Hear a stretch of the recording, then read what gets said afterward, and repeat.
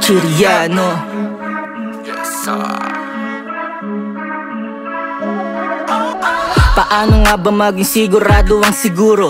Klaro, pasiklabin, silaban ang puro progreso, binuro sa proseso, nakarolyo bog sa bombang pinalobo. Tampo ng kalikasan, sa atin ay lumalalim. Paglimot sa salimuot ng katotohanang lilim ng lihim sa dilim. Kahindik-hindik na balik ang patikim sa pagkasakim ng sanglibutang napalibutan ng pag-aalinlangan sa mundong makasalan. Ang kinakailangan mo ng lasahan, mga malalansang karanasang masangsang sa maalinsangan, lansangang walang masilungan. May tasang tangan ngunit walang maisalang, gaspang ng hasang pinangsangkalan sa hasaang kalang-kalang. Mga pag-aakalang baka di na makaya na sumaalang-alang, sumalangsan sa isipan kung bakit pa ba sinilang. Mula silangan pa kanluran, sumalungat sa kapalarang gisinang ayuna, nagarang masila yan islap na kinabukasan bago malasa. Pinagsisisihan, pinagsisikapang maigapang mga kaganapang kay saklap, pilit man takasan sa pagtanggap na hagilap. Ang mailap na kasagutan, di lahat na aagapan. Bagamat nararapat marapating parati, may karapatan pa rin lumanghap ng kapayapaan,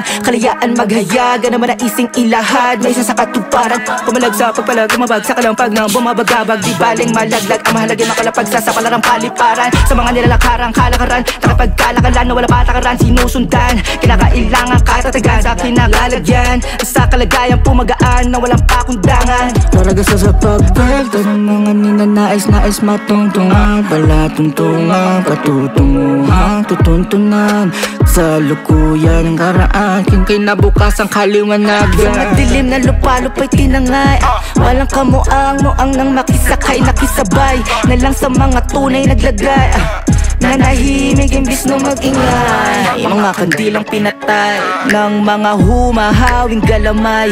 Kilusan nilang mga sanay ay mga galawang dapat na magamay. Abot kamay ibinigay, kanya-kanyang salaysay, nag-alay ng salalay ng magkasaysay. Sa panahong mapagtaray ay nagpakapasaway, takip silim nag-abang sa bukaliwayway. Sandat at panalag sa hukay hinalukay, naway makapaglakbay ng matiwasay.